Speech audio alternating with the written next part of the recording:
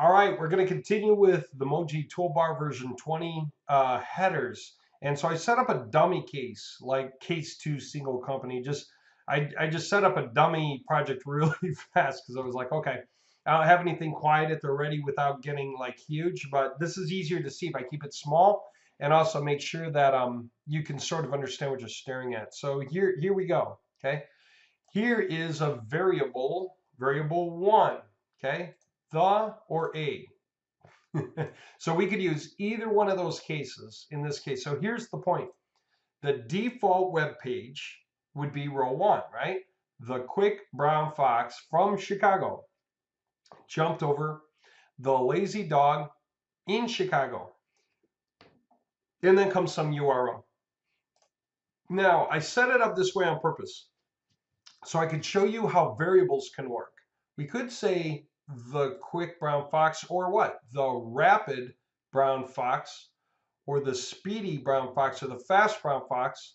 But then we have other options. It could be the rapid light brown fox. Now there are no other options for fox, but all these can occur in any combination. A fast dark brown fox works. A rapid brown fox works. The speedy light brown fox works. Any one of those combinations work. So by itself, that's not the point. We're not building pages just playing with words like that.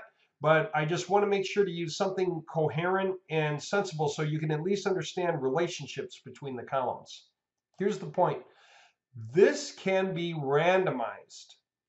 So could this, because any combination works.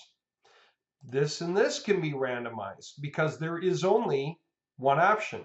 So if you were to randomize your company name and your address line 1, well, if you were to randomize, yeah, your company name and your address line 1, then they would forever be the same company name and address line 1 because there is no second option. It would always have to be the first option.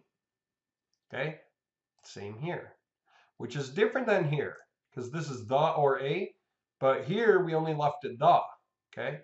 So just because the word the and the is here doesn't mean that this column has to behave like that column, right? They're totally independent. But keep in mind where we do need to care. We don't want just randomizing.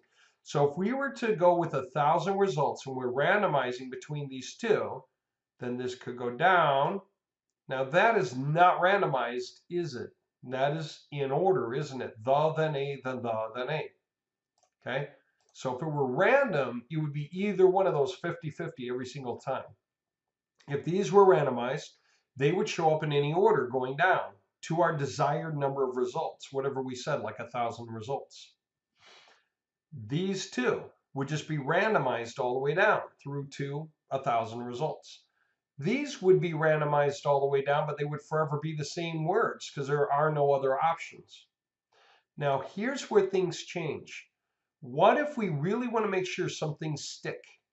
We want to make sure that whenever we use Chicago, like the quick brown fox from Chicago, has to stick with Chicago. Okay. Every time a page comes out with Chicago on it, it also needs to say Chicago here. Okay. And then we have to use the Chicago URL or whatever, the Chicago backlink or whatever it is, external link. You know, so we intentionally want to make sure that every time we use this, and we use this. Okay, every time we use the next one down, we use the next one down, the next one down.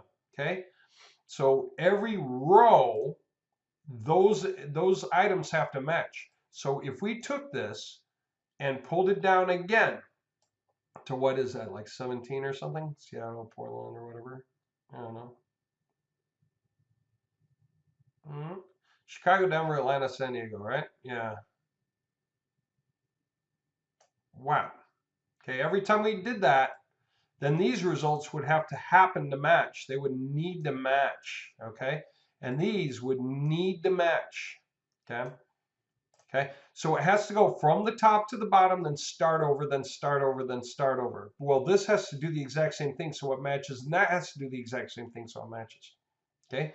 Obviously, that assumes that there were the same number of things in the first place, okay?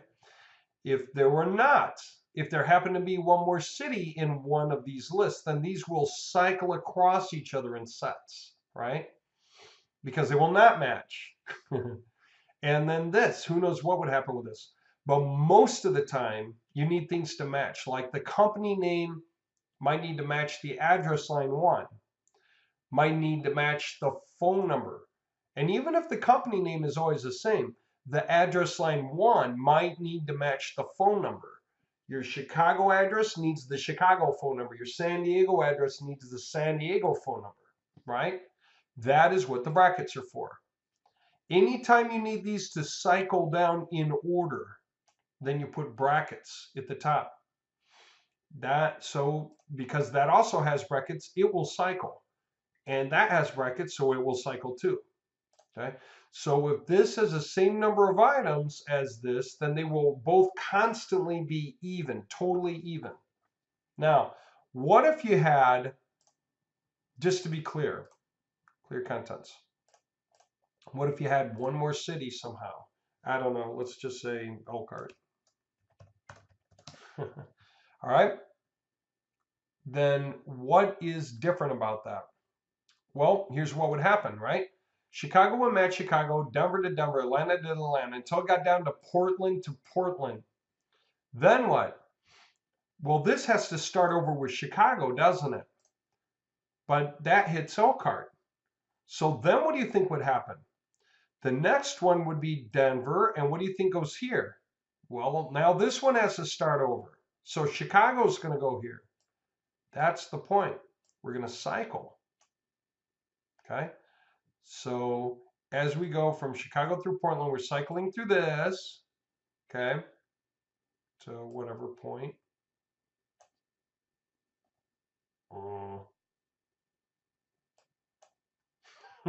Oh, I see. The last one just thought I grabbed only 2. Okay, as it's cycling through that, okay, this one here, I mean, and where does it really end? Right there, right? Well, I guess so. It certainly ends here anyway, but it's just going to cycle all the way down through, right? And so what happens? You're going to keep getting more and more offset until you come back, right? And so if you have 1, 2, 3, 4, 5, 6, 7 items here, but you have 8 items here, then you're going to wind up with 8 groups of 7 items is 56. 8 times 7 is 56. And that's how far you should go down on both sides, 56. This should go down 56, while that goes down 56 equals 1 cycle. Okay? But maybe I have a bunch of other things here. So then you want to go another cycle, another cycle, another cycle. Just keep in mind, that would mean 56, 112, 168, right, would be each next full cycle if you cared, if you were trying to make that happen, right? If you needed an even number of pages for every city or every city stack, right? Or whatever that is to go through all the combinations. You could have t-shirts, hats, jackets, and jeans. And in every case, you might have small, medium, large, extra large. So then if you have 5 of those and 4 of those, to get through all the combinations, you need 20, right? 5 groups of 4 or 4 groups of 5. No matter how you look at it, you would drag them both down, make sure they offset by 1 so that when they get to the bottom, they're going to be all matched up anyway. We've gone through all the combinations, okay? So, you know, you can think about that however you want. That's up to you. I mean, the simple project is what?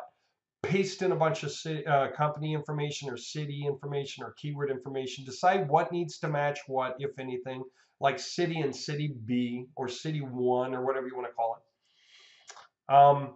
Anything else need to match? Just put brackets around it, okay? And then you can run your second macro. You can go like this. Blitz format. It's the macro right next to global variables to batches, Blitz format. When you hit it, it's going to ask you a very simple question. How many results do you want? You might say 250, right?